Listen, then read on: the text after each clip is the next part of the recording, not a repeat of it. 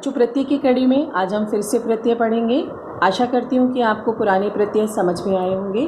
अभी तक जो हमने प्रत्ययों की नॉलेज ली वो सभी प्रत्यय धातुओं के साथ जुड़ने वाले प्रत्यय थे, अर्थात कृत प्रत्यय, जिसमें हमने 5 प्रत्ययों को पढ़ा। त्वा प्रत्यय, तुमुन प्रत्यय, ल्यप प्रत्यय, त प्रत्यय और तवतु प्रत्यय। कुछ बच्चों की क्वेरीज मैंने देखी थी व्हाट्सएप ग्रुप पे। उनकी क्वेरीज को शांत करने के लिए मैं आंसर्स साथ में भेज रही हूँ। लेकिन बेटा, केवल आंसर को लिखना ज़रूरी नहीं है, केवल असाइनमेंट को करना ज़रूरी नहीं है, उसके नियमों को जानना ज़रूरी है। इसलिए वीडियो जितनी बार आप देखेंगे आपको अपने प्रश्नों के उत्तर खुद ही मिल जाएंगे। और जब आपको उत्तर मैं भेजूं तो आप सब सारे उत्तर चेक करें और आपके सारे उत्तर सही निकलें तो आपको बहुत खुशी होगी। इसलिए पहले वीडियो को आराम से देखकर उसके नियमों को जानकर असाइनमेंट को किया करें। असाइनमेंट मिलते के साथ ही असाइनमेंट नहीं करना है बेटा, असाइनमेंट को अगले दिन के लिए रखें। ठीक है, तो ध्यान से करेंगे असाइनमेंट और वीडियो को बहुत ध्यान से देखें ताकि नियमों को हम जान सकें। नियमों को जानते हुए आप अपने नोट्स भी खुद बना सकते हैं कि मैंने किस प्रत्यय के साथ क्या जोड़ने के लिए बोला है और किस प्रत्यय के साथ कैसे शब्द बनता है या कैसे धातु के साथ प्रत्यय जुड़ता है। उनकी स्पेलिंग्स को ध्यान में रखते हुए उनकी स्पेलिंग्स की डिक्टेशन ले सकते हैं और उनकी स्पेलिंग्स को ठीक कर सकते हैं। तो आइए आज हम शुरू करते हैं अपना नया प्रत्यय, तद्धित प्रत्यय। तद्धित प्रत्यय शब्दों के साथ जुड़ने वाले प्रत्यय हैं। वैसे तो बच्चों इसके कुल भेद 6 होते हैं, लेकिन आज अभी हमें 8th क्लास में इसके केवल 2 ही भेदों को पढ़ना है। पहला भेद है मतुप प्रत्यय और दूसरा भेद है ठक प्रत्यय। मतुप प्रत्यय में हम देखेंगे कि जो अकारांत शब्द होता है, जिनका अंत छोटे आ या बड़े आ पर होता है, उनके साथ हम वत को जोड़ेंगे और अन्य जितने भी शब्द होंगे उनके साथ हम मत को जोड़ेंगे। ध्यान से सुनिए बच्चों, मतुप की 2 चीज़ें जुड़ेंगी शब्दों के साथ में, एक मत और एक वत। वत को जोड़ने के लिए अकारांत और आकारांत शब्दों का प्रयोग करेंगे और मतुप को जोड़ने के लिए हम ईकारांत, उकारांत आदि शब्दों का प्रयोग करेंगे। अधिकतर ईकारांत के साथ इसको देखा जाता है। अब जैसे एग्जाम्पल के रूप में हम देखें कि श्री जमा मतुप प्रत्यय है। अब मतुप प्रत्यय को जोड़ने के लिए हमने श्री पर ध्यान दिया और जब हमने श्री पर ध्यान दिया तो देखा कि आखिरी अक्षर इसका बड़ी ई है। तो मतुप प्रत्यय में ईकारांत को जोड़ने के लिए हमें मत को जोड़ना है। तो हमने इसका नया शब्द बना दिया श्रीमत। बच्चों, श्रीमत जो है वो एक नपुंसक लिंग शब्द है और श्रीमान इसी का पुल्लिंग शब्द है और श्रीमती इसी का स्त्रीलिंग शब्द है। आप श्रीमान और श्रीमती शब्द से भली भांति परिचित होंगे कि जब अपने पापा का नाम लेते हैं तो श्रीमान, जो भी उनका नाम है वो, और जब मम्मी का नाम लेते हैं तो श्रीमती करके लेते हैं। तो स्त्रीलिंग और पुल्लिंग शब्दों का आपको मतुप प्रत्यय से बनाने का पता चल गया। अब दूसरे शब्द को अगर हम देखें तो शब्द है हमारा शक्ति। शक्ति जमा मतुप प्रत्यय।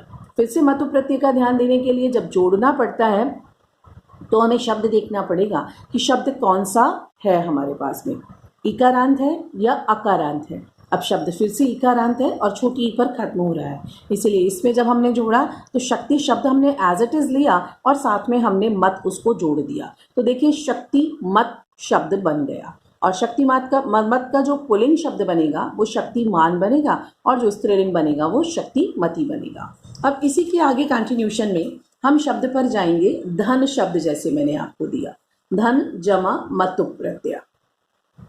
अब मतुप प्रत्यय को जोड़ने के लिए हमने देखा कि शब्द में न आखिरी अक्षर है और न में आ रहा है अ। जब छोटा आ रहा है तो मत नहीं जुड़ेगा बच्चों, इसमें वत जुड़ेगा। धन वत हो जाएगा। क्यों? क्योंकि इसमें अ आया। जब उसमें ई आया था तो हमने मत जोड़ा था, जब अ आया तो हमने वत जोड़ा। इसी तरह से इसका भी अगर हम पुल्लिंग शब्द बनाएं तो ये धनवान बनेगा और स्त्रीलिंग में धनवती बनेगा। आगे कंटिन्यू करते हुए इसमें एक और एग्जाम्पल हम लेते हैं। जैसे शब्द है बल। बल जमा मतुप।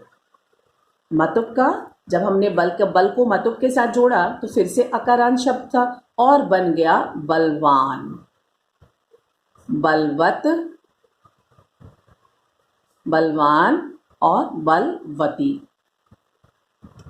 शब्द है विद्या जमा मतुप। देखिए इसमें बड़ा आ आया तो इसमें भी विद्यावान, विद्यावान, विद्यावत, और विद्यावती। तो मुझे लगता है बच्चों आप लोगों को ये प्रत्यय समझ में आ गया होगा। बहुत आसान सा प्रत्यय है, कोई बहुत ज़्यादा मुश्किल प्रत्यय नहीं है, इसलिए इसको दोबारा दोबारा पढ़ेंगे तो आपको समझ में आ जाएगा। अब बात करते हैं बच्चों हम ठक प्रत्यय की। ठक प्रत्यय मैंने सबसे पहले दिन आपको जो कुछ शब्द दिए थे प्रत्यय के, उन शब्दों को मैंने हिंदी में अलग करने के लिए बोला था। तो आपने शब्दों को जब अलग किया होगा तो उसमें एक शब्द दिया था मैंने आपको पारिवारिक। पारिवारिक शब्द को जब आपने अलग किया, पारिवारिक शब्द में जब आपने इसको अलग किया तो मूल शब्द आपका इसमें निकला परिवार और प्रत्यय निकला था इसमें इक। बेटे जो इक है वो हिंदी का शब्द है, लेकिन प्रत्यय हम संस्कृत का पढ़ रहे हैं, तो हम इस परिभाषा को इस तरह से जानें कि जिन शब्दों में इक की आवाज़ आती है, जिन शब्दों में इक जुड़े वो ठक प्रत्यय का शब्द है। मूल शब्द क्या है? ठक। जुड़ता क्या है? इक। तो ठक प्रत्यय का इक जुड़ेगा और जहां इक प्रत्यय होगा वहां हम संस्कृत में परिवार जमा ठक कर देंगे। जैसे अभी आप ऊपर फिर से देखिए, जैसे मत प्रत्यय का हमने मत जोड़ा, इसी प्रकार ठक प्रत्यय का हम इक जोड़ते हैं। जब हम देखते हैं कि उसमें मतु प्रत्यय जुड़ा हुआ है तो अलग करते हुए हम श्री जमा मतु प्रत्यय लिख देते हैं। इसी प्रकार से परिवार जमा ठक प्रत्यय कर देंगे पारिवारिक शब्द का। एक प्रश्न ये आया था बच्चों कि एक प्रश्न में आपने पूछा था कि पारिवारिक शब्द में ये आ की मात्रा कहाँ से आई। पहले हम ठक प्रत्यय को समझते हैं, फिर इस प्रश्न का उत्तर मैं आपको देती हूँ। बच्चों जब भी हम ठक प्रत्यय का यूज करें तो जैसे हमने शब्द लिया धर्म, और क्वेश्चन आया हमारे पास में धर्म जमा ठक प्रत्यय। अब ठक का क्या जुड़ता है? इक जुड़ता है। कोई हलंत नहीं आएगा इसमें। ठक प्रत्यय के का में हलंत आएगा, लेकिन इक प्रत्यय के का में हलंत नहीं आएगा। अब इसमें हमने जोड़ना है धर्म को, तो धर्म जमा इक जोड़ना है। इसमें एक कंडीशन ये होती है कि जिस भी शब्द में ठक प्रत्यय को जोड़ा जाता है उस शब्द में जो पहला वर्ण होता है, वो पहला वर्ण जो भी स्वर से युक्त होगा वो स्वर बड़ा हो जाएगा। जैसे ध है, पहला अक्षर ध है और ध में छोटा आ है, तो इस छोटे आ को हम बड़े आ में बदलेंगे और जोड़ देंगे धार्मिक। मैं फिर से दिखाती हूँ बच्चों इसको। शब्द है धर्म और ठक प्रत्यय, इक जुड़ा। फर्स्ट स्टेप हमने इसका इक जोड़ा, फिर शब्द उतारा हमने धर्म। ध में पहला अक्षर अ है, इसलिए बड़ा आ किया हमने, धार्म कर दिया। फिर आया धार्म जमा इक, फिर छोटी ई की मात्रा माँ में लगेगी और बन गया धार्मिक। आप इस स्टेप को दोबारा दोबारा देखते रहिए, आपको क्लियर हो जाएगा। अब समझ में आ गया होगा कि परिवार का पारिवारिक कैसे हुआ था। हमने परिवार में ठक प्रत्यय जोड़ा, तो पहले स्टेप में इक जोड़ा, फिर हमने देखा कि परिवार में जोड़ना है। परिवार का जो पहला अक्षर है वो प है, प में छोटा आ है और छोटे आ को दीर्घ करने के नियम के अनुसार हमने इसको बड़ा आ बना दिया और बन गया पारिवारिक। पारिवारिक। क्लियर हो गया होगा आपका डाउट। फिर भी अगर कोई डाउट लगे तो आप मुझसे पूछ सकते हैं। इस प्रत्यय में कुछ नियम इस तरह से होते हैं बच्चों। एक नियम तो मैंने बताया कि स्वर को दीर्घ करना है, स्वर को दीर्घ करना है। जो भी स्वर हो उसको दीर्घ कर देना है। कितनी बार ऐसे शब्द मिलेंगे आपको जो दीर्घ स्वर के साथ ही होंगे। दीर्घ स्वर के साथ रहने पर उसको दीर्घ में ही रहने देंगे। दीर्घ स्वर अगर पहले से ही है तो उसको दीर्घ स्वर में ही रहने देंगे, कोई परिवर्तन उसमें नहीं करेंगे। इसका एग्जाम्पल मैं आपको देती हूँ। शब्द है न्याय।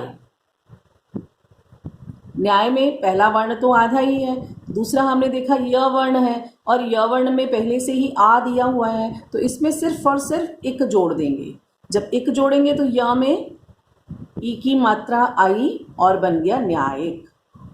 ठीक है बेटे। अब देखते हैं इसके कुछ नियम, कुछ खास नियम है इसमें। अगर किसी शब्द में ठक प्रत्यय को जोड़ते हुए छोटी ई या बड़ी ई आती है तो उसको हमेशा परिवर्तन करते हुए बड़ी ए में बदलेंगे। इसका मोस्ट इम्पॉर्टेंट एग्जाम्पल होता है इतिहास। इतिहास जमा ठक प्रत्यय, इसका बना हमारा ऐतिहासिक। देखिए किस तरह से बना। ई को हमने आई में बदला, इतिहास ले लिया और सा में छोटी की मात्रा लगा दी और बन गया ऐतिहासिक। इसी तरह से दिन का दैनिक बनेगा, भूत का भौतिक बनेगा। ऊ को और ऊ को औ में बदलेंगे। ध्यान से देख लीजिए, अगर ई और ई हो तो आई में बदलेंगे, ऊ और ऊ हो तो औ में बदलेंगे। फॉर एग्जाम्पल, जैसे मूल शब्द है, मूल जमा ठक प्रत्यय किया, अक्षर पे आए, पहला अक्षर देखा ऊ है तो ऊ को औ में बदलना है, बदल दिया हमने, मऊ बना दिया और एक प्रत्यय को जोड़ते हुए ला में छोटी की मात्रा लगा दी और पीछे से का आ गया, मौलिक। इक भी जुड़ गया और ऊ को औ भी कर दिया। इस तरह से हमने ठक प्रत्यय को जाना। इसके ये नियम बहुत ज़्यादा इम्पॉर्टेंट है बच्चों, एक ये और एक ये वाला नियम।